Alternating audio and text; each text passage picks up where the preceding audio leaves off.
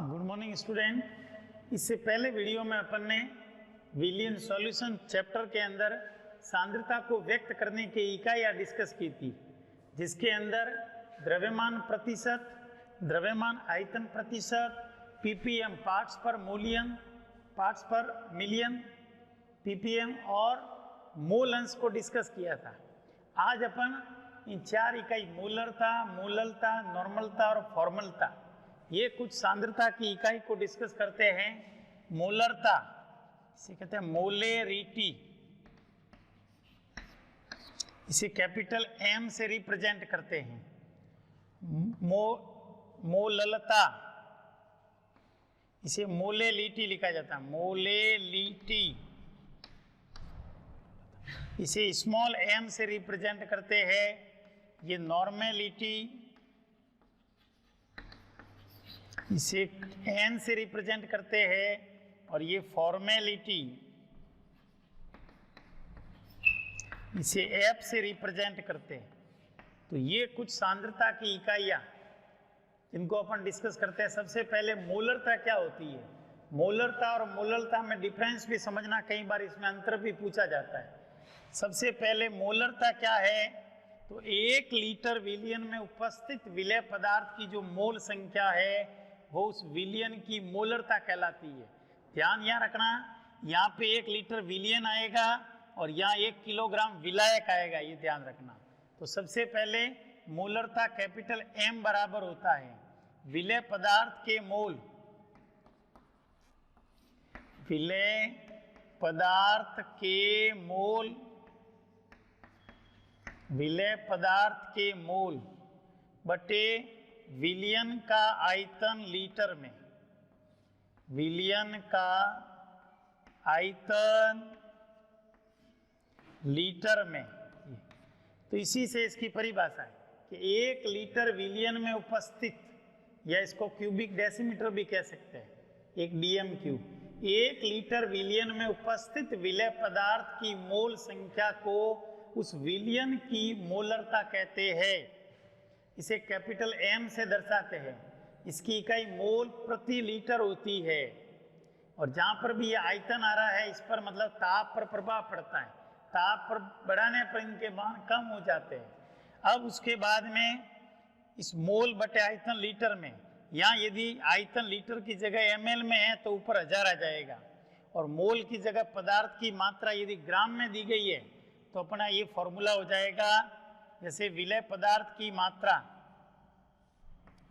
विलेय पदार्थ की मात्रा या विलेय पदार्थ का द्रव्यमान। अब विलेय पदार्थ की मात्रा ग्राम में दी गई है तो इसको मोल में बदलने के लिए क्या करते हैं, इसका अणुभार से भाग देते हैं। तो विलेय पदार्थ का मोलर द्रव्यमान अणुभार, विलेय पदार्थ का मोलर द्रव्यमान, ये ग्राम बटे मोलर द्रव्यमान अणुभार का भाग देते, ये मोल आ जाता है। ठीक है। उसके बाद में विलियन का आयतन लीटर में है। यदि विलियन का आयतन ml में दिया हुआ है, ये विलियन का आयतन, विलियन का आयतन ml में है, तो इसको लीटर में बदलने के लिए क्या करते हैं, 1000 से डिवाइड करते हैं, 1000 ऊपर आ जाएंगे। ये इसको अपन फॉर्मूले के रूप में लिखे, जैसे विलेय पदार्थ की मात्रा WB ग्राम, विलेय पदार्थ का मोलर द्रव्यमान या अणुभार MB इंटू 1000 बटे विलियन का आयतन ml में, तो विलियन का आयतन ये वॉल्यूम मिलीलीटर में। इस फॉर्मूले से विलियन की मोलरता आ जाएगी। तो मोलरता किसे कहते हैं, किसी 1 लीटर विलियन में उपस्थित विलेय पदार्थ की मोल संख्या उस विलियन की मोलरता कहलाती है, जिसे मोल प्रति लीटर में व्यक्त करते हैं। इसे कैपिटल एम से रिप्रेजेंट किया जाता है। जैसे इस पर इक्वेशन लेते हैं,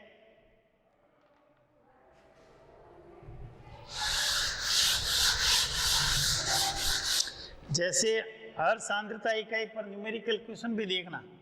जैसे एग्जाम्पल के लिए इसके अंदर 5 ग्राम NaOH 5 ग्राम NaOH को जल में घोलकर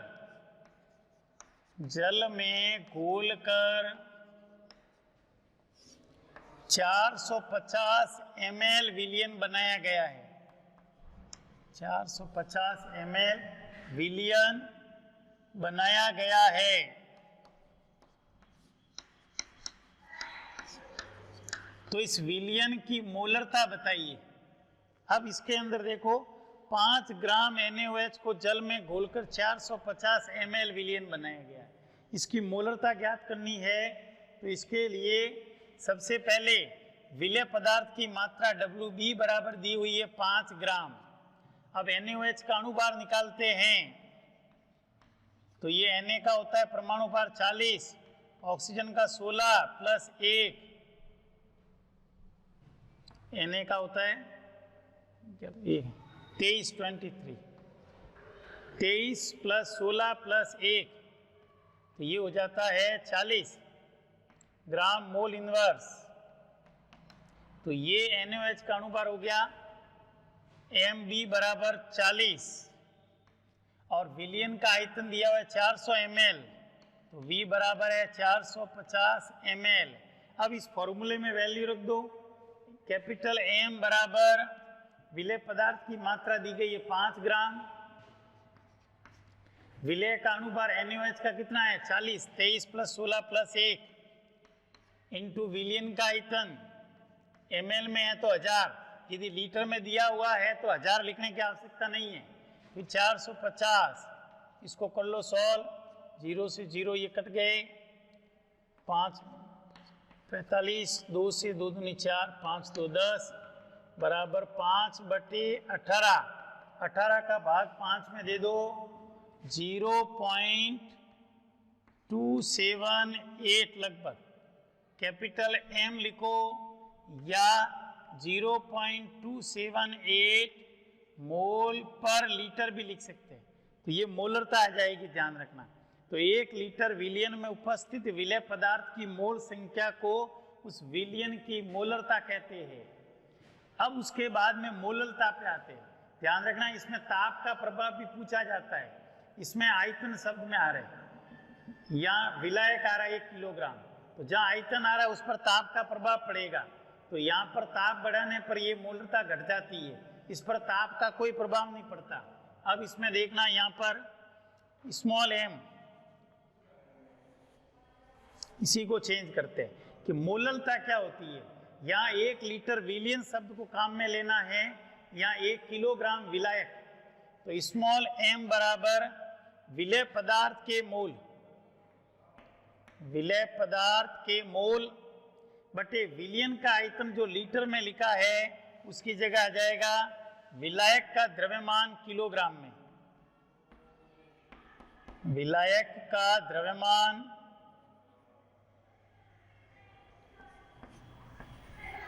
किलोग्राम में,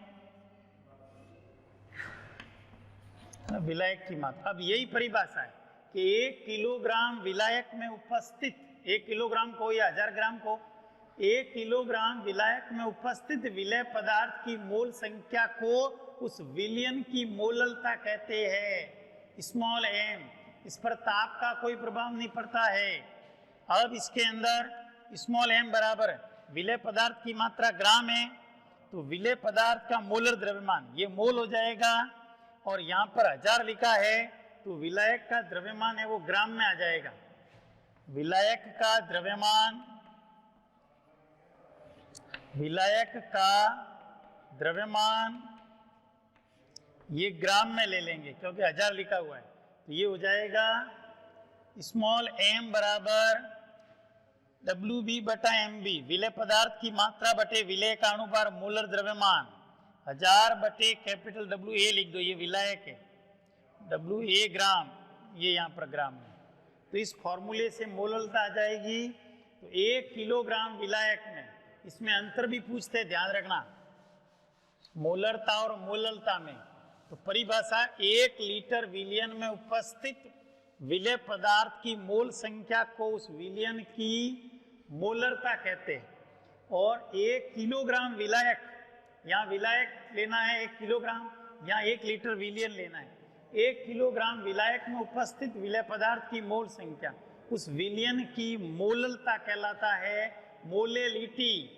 इसे स्मॉल m से रिप्रेजेंट किया जाता है, इसकी इकाई मोल प्रति किलोग्राम लिख सकते हैं, ठीक है।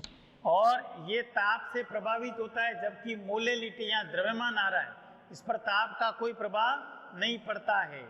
जैसे इस पर एक न्यूमेरिकल एग्जांपल लेते हैं, 12th की एनसीईआरटी बुक में से एक एग्जांपल लेता हूं मैं। जैसे 2.5 ग्राम एसिटिक अम्ल 2.5 ग्राम एसिटिक अम्ल को 75 ग्राम 75 ग्राम बेंजीन में घोला जाता है। बेंजीन में घोला जाता है तो इस विलियन की मोललता ज्ञात कीजिए स्मॉल m, ये कि 2.5 ग्राम एसिटिक अम्ल को 75 ग्राम बेंजीन में घोला जाता है, तो इस विलियन की मोलेलिटी ज्ञात करनी है। तो सबसे पहले WB कितना है 2.5 ग्राम। अब एसिटिक अम्ल का मोलर द्रव्यमान निकाल दो अणुभार, MB बराबर कार्बन का होता है 12 प्लस 3 गुणा 1 प्लस 12 16 और 16 प्लस 1, इसका आ जाएगा 60 ग्राम मोल इनवर्स। उसके बाद में 75 ग्राम बेंजीन में घोला जाता है, बेंजीन विलायक है, देखो 2.5 ग्राम एसिटिक अम्ल को 75 ग्राम बेंजीन में घोला जाता है, तो ये विलय पदार्थ है, ये विलायक है। तो WA बराबर है 75 ग्राम। तब इस फॉर्मूले में वैल्यू रख दो, स्मॉल m बराबर WB 2.5 ग्राम बटे इसका मोलर द्रव्यमान 60 इंटू विलय 1000 बटे विलायक का द्रव्यमान, विलायक का द्रव्यमान है 75 ग्राम। इसको कर लो सॉल्व, पॉइंट को हटा दो, 0 2 0 से 2 0 कट गए, 25 से 75 3 बार कट गए, 6 से 5 तो नहीं 10 बराबर 5 बटे 9, 9 का भाग 5 में दे दो तो ये आ जाएगा 0.55 या 6 लगभग स्मॉल m, या इसको 0.55 मोल प्रति किलोग्राम भी लिख सकते हैं, तो ये मोलेलिटी आ जाएगा। तो ध्यान रखना मोलरता और मोललता में ये 1 लीटर विलियन में विलय पदार्थ के मोल होंगे और ये 1 किलोग्राम विलायक में होंगे। 1 किलोग्राम विलायक में जो विलय पदार्थ के मोल है वो उस विलियन की मोलेलिटी कहलाएगी, जिस पर ताप का कोई प्रभाव नहीं पड़ता है। उसके बाद में अगली जो सांद्रता की इकाई है वो है नॉर्मलता, नॉर्मेलिटी। इसी को अपन चेंज करते हुए जाते हैं। अब नॉर्मलता क्या है कि मोलरता में क्या लिखा था अपन ने, 1 लीटर विलियन में उपस्थित विलय पदार्थ की मोल संख्या, उसको कहते हैं मोलरता। नॉर्मलता का मतलब है 1 लीटर विलियन में उपस्थित विलय पदार्थ के ग्राम तुल्यांक संख्या जो है, तो विलय पदार्थ के ग्राम तुल्यांक संख्या, विलय पदार्थ के ग्राम तुल्यांक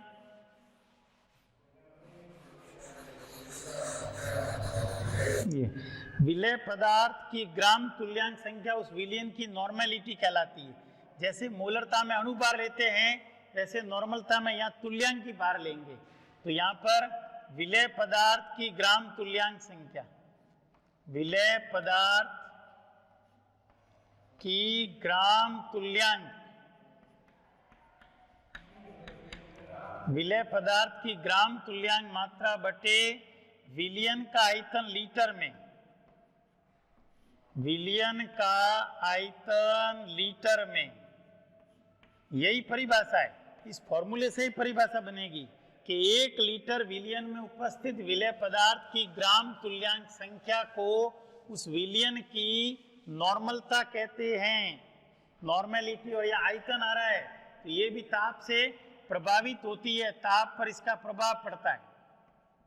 अब इसके बाद में यहाँ पर विलेय पदार्थ की ग्राम तुल्यांक में यदि मात्रा ग्राम में दी गई है तो उसको ग्राम तुल्यांक में बदलने के लिए तुल्यांक की भार से भाग दे देते हैं।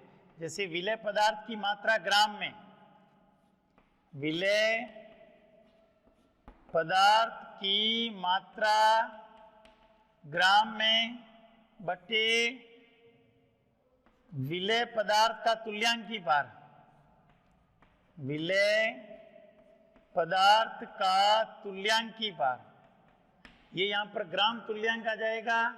और वही विलियन का आयतन यदि ml में है, विलियन का आयतन ये यदि ml में दिया हुआ है तो इसको लीटर में बदलने के लिए 1000 से भाग देते हैं, 1000 ऊपर आ जाएगा। तो ये हो जाएगा नॉर्मेलिटी बराबर विलेय पदार्थ की मात्रा जैसे WB बटे विलेय पदार्थ का तुल्यांक की भार जैसे EB इक्वलेंट गुणा 1000 बटे विलियन का आयतन VmL में। तो ये तुल्यांक, ये नॉर्मेलिटी हो जाएगी, नॉर्मलता। 1 लीटर विलियन में उपस्थित विलेय पदार्थ की ग्राम तुल्यांक जो मात्रा है वो उस विलियन की नॉर्मलता कहलाती है। जैसे इस पर अपन एक कोई एग्जांपल लेते हैं, जैसे इस पर एक क्वेश्चन करते हैं, 4.9 ग्राम H2SO4 को जल में घोलकर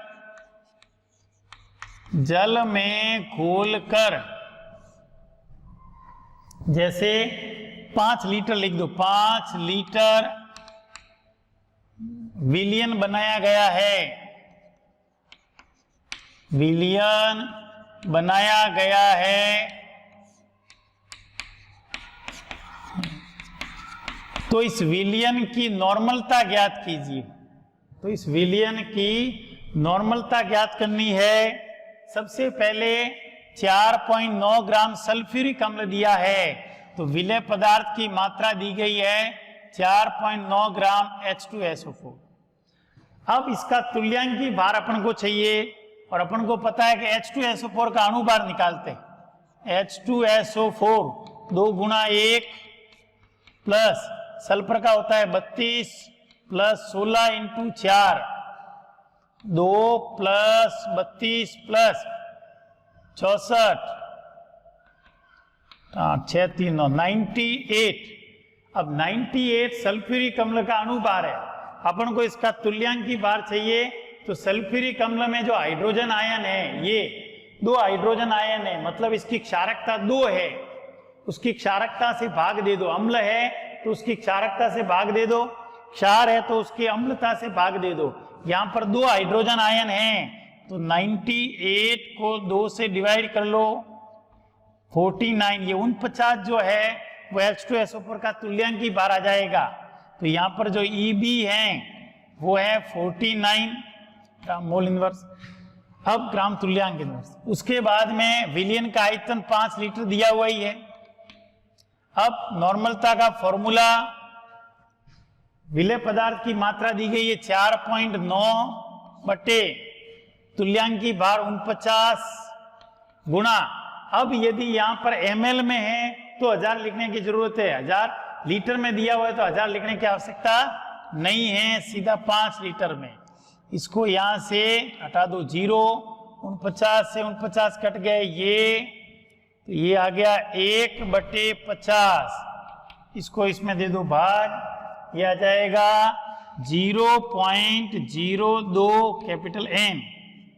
ठीक है, तो ये जो है वो नॉर्मेलिटी आ जाएगी, या ग्राम तुल्यांक लीटर इनवर्स भी लिख सकते हैं इसको। तो इसमें तुल्यांक की भार की आवश्यकता होगी। अम्ल दिया है तो उसकी क्षारकता से डिवाइड कर लो, क्षार दिया है तो उसकी अम्लता से डिवाइड कर लो, तो वो उसका तुल्यांक की भार आ जाएगा। या इसके अंदर प्रतिस्थापित हाइड्रोजन संख्या वगैरह उससे भी निकालते हैं। उसके बाद में फॉर्मलता, फॉर्मेलिटी। अगली जो सांद्रता की इकाई है वो है फॉर्मलता, फॉर्मेलिटी ये भी मोलरता के समान ही है कि 1 लीटर विलयन में उपस्थित विलय पदार्थ के मोल को उस विलयन की मोलरता कहते हैं। वैसे यहाँ पर 1 लीटर विलयन में उपस्थित विलय पदार्थ के मोल की जगह ग्राम सूत्र भार शब्द को काम में लेंगे। संख्यात्मक रूप से अणुभार और इसमें सूत्र भार की वैल्यू सेम ही है, लेकिन आयनिक यौगिकों के लिए अणुभार के स्थान पर सूत्र भार को काम में लिया जाता है। तो फॉर्मेलिटी F बराबर होगा विलय पदार्थ के ग्राम सूत्र भार, विलय पदार्थ के ग्राम सूत्र भार बटे विलयन का आयतन लीटर में, विलयन का आयतन लीटर में, ये इसकी परिभाषा है। मोलरिटी में क्या कहा था? कैपिटल M, 1 लीटर विलयन में उपस्थित विलय पदार्थ की मोल संख्या उस विलयन की मोलरिटी कहलाती है, मोलरता। यहां पर क्या कहोगे? 1 लीटर विलयन में उपस्थित विलय पदार्थ के ग्राम सूत्र भार को उस विलयन की फॉर्मेलिटी कहते हैं, फॉर्मलता। इसे F से दर्शाते हैं।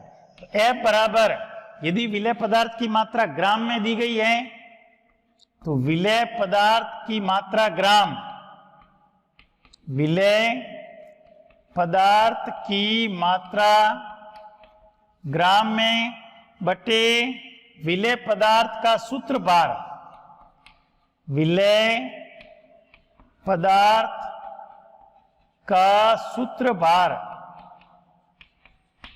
गुणा विलयन का आयतन, लीटर की जगह ml है, विलयन का आयतन ml में, और ml है तो लीटर में बदलने के लिए 1000 से भाग देते, 1000 ऊपर आ जाएगा। तो F बराबर विलय पदार्थ की मात्रा जैसे WB ग्राम और विलय पदार्थ का सूत्र भार जैसे FB इंटू 1000 बटे विलयन का आयतन VmL। तो 1 लीटर विलयन में उपस्थित विलय पदार्थ के ग्राम सूत्र भार उस विलयन की फॉर्मलता कहलाते हैं। अब ये जो है फॉर्मलता, इसमें सूत्र भार आयनिक यौगिक जो हैं जैसे NaCl है, KCl है, जैसे NaCl है, जैसे KCl है, जैसे पोटेशियम नाइट्रेट है, जैसे कॉपर सल्फेट है, तो आयनिक यौगिकों के लिए अणुभार की जगह अपन ग्राम सूत्र भार को काम में लेते हैं। संख्यात्मक रूप से जो इनका अणुभार आएगा वो इनका सूत्र भार है। जैसे NaCl का 23 होता है परमाणु भार प्लस 33.5 है, तो ये आता है 58.5। तो ये 58.5 जो है वो सूत्र भार है, इसको अणुभार के स्थान पर सूत्र भार में व्यक्त करते हैं। लेकिन एक बात इसमें ध्यान रखना, यदि किसी विलय पदार्थ को विलायक में मिलाने पर संगुणन होता है और यदि डाइमर या ट्राइमर बनता है तो उसका सूत्र भार है वो चेंज हो जाएगा। जैसे एग्जाम्पल के लिए एसिटिक अम्ल है CH3COOH, एसिटिक अम्ल को बेंजीन में घोले, एसिटिक अम्ल को बेंजीन में घोले तो एसिटिक अम्ल बेंजीन में डाइमर बनाता है, द्विअणु बनते, 2 एसिटिक अम्ल हाइड्रोजन बंध से जुड़ जाते हैं। जैसे एसिटिक अम्ल का अणुभार होता है 60 और बेंजीन में घोलने पर यह डाइमर बनाता है, डाइमर द्वितीय अणु, तब इसका सूत्र भार 60 नहीं रहेगा, 120 हो जाएगा। जैसे बेंजोइक अम्ल, जैसे मैं एक एग्जांपल लेता हूं, इसके अंदर 12.2 ग्राम बेंजोइक अम्ल, 12.2 ग्राम बेंजोइक अम्ल को बेंजीन में घोलकर 12.2 ग्राम बेंजोइक अम्ल को बेंजीन में घोलकर 2 लीटर विलयन बनाया गया है, 2 लीटर विलयन बनाया गया है। तो उसकी फॉर्मेलिटी ज्ञात कीजिए, इसकी फॉर्मलता ज्ञात करनी है। अब इसमें देखना है यहां पर, अब WB विलय पदार्थ की मात्रा दी गई है 12.2 ग्राम, ठीक है, और उसका फॉर्मल वेट चाहिए, सूत्र भार। अपन को पता है कि बेंजोइक अम्ल C6H5COOH, C6H5COOH बेंजोइक अम्ल का अणुभार निकालेंगे 122 आता है, लेकिन ये बेंजीन के अंदर डाइमर बनाता है, 2 अणु जुड़ते हैं, इसलिए यहां पर 120 का दुगुना हो जाएगा 244। तो ये है वो ग्राम सूत्र भार, ये सूत्र भार है, ध्यान रखना। तो यहां पर डाइमर बनाने के कारण 244 लेंगे इसका सूत्र भार, 122 नहीं लेना, ध्यान रखना। और विलयन का आयतन V जो है वो 2 लीटर दिया हुआ ही है, तो फॉर्मेलिटी बराबर क्या होगा 12.2 ग्राम बटे सूत्र भार। आयनिक यौगिक में जो अणु भार है वही सूत्र भार होगा, वैल्यू संख्यात्मक रूप से। लेकिन यदि विलय एसिटिक अम्ल बेंजोइक अम्ल जैसे बेंजीन में घोलने पर डाइमर बनाता है तो उसका दुगुना हो जाएगा, तो 244 इंटू, अब लीटर में दिया हुआ है तो 1000 लिखने की आवश्यकता नहीं है, ये इससे यहां पर इसकी फॉर्मेलिटी आ जाएगी। तो आज अपन ने जो सांद्रता को व्यक्त करने की इकाइयां थी, मोलरता, मोललता, नॉर्मलता और फॉर्मलता को डिस्कस किया। तो ये कुछ सांद्रता की इकाइयां जिसमें मुख्यतः द्रव्यमान आयतन प्रतिशत, मोल अंश, ppm, मोलरता, मोललता, ये सांद्रता की इकाइयां ज्यादातर पूछी जाती है या इस पर न्यूमेरिकल क्वेश्चन आता है। तो ध्यान रखना, जब भी इन इकाइयों को पढ़ो तो इन इकाइयों सांद्रता को व्यक्त करने की जो इकाइयां है इनके साथ साथ न्यूमेरिकल क्वेश्चन भी सॉल्व करने की कोशिश करना, ठीक है। Thank you.